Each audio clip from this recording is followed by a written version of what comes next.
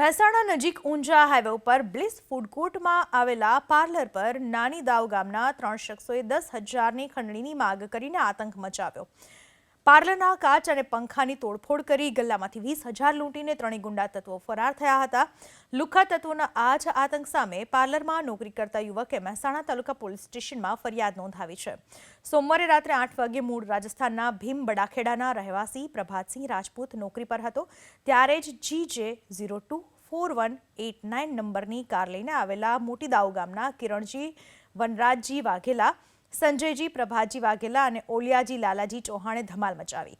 ત્રણેય લુખ્ખા તત્વોએ અહીં ધંધો કરવો હોય તો દર મહિને 10,000 ખંડણી આપવી પડશે એવું કહીને તોડફોડ મચાવી। એટલું જ નહીં, પાર્લરના ગલ્લામાંથી ત્રણેય શખ્સોએ 20,000ની રોકડ લઈને કારમાં બેસી ફરાર થઈ ગયા હતા। જોકે જ્યારે લુખ્ખા તત્વોએ આ આતંક મચાવ્યો ત્યારે પાર્લરના સીસીટીવી બંધ હાલતમાં હતા।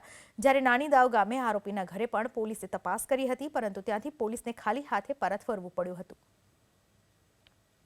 મહેસાણા જિલ્લામાં અસામાજિક તત્વો બેફામ બની રહ્યા છે અને અવારનવાર મારામારી અને તોડફોડની ઘટના બને છે। ત્યારે વધુ એક ઘટના બની છે બિલ્સ ફૂડ કોર્ટની અંદર કે જ્યાં પાર્લર ઉપર કેટલાક શખ્સોએ તોડફોડ કરી હતી। સ્વિફ્ટ કારમાં આવેલા કેટલાક લોકોએ અહીંયા મારામારી કરી અને પાર્લરમાં લૂંટ ચલાવી હોવાનો આરોપ છે। જેને પાર્લર ચલાવવા માટે અહીંયા જે વ્યક્તિ બેઠેલો હતો તેની સાથે મારામારીને ત્યારબાદ તોડફોડ કરી છે। આ દ્રશ્ય છે, સીસીટીવી છે તે પણ તોડી નાખ્યા છે, સાથે પાર્લરની અંદર જે ગ્લાસ હતા તે પણ તૂટેલા જોવા મળે છે।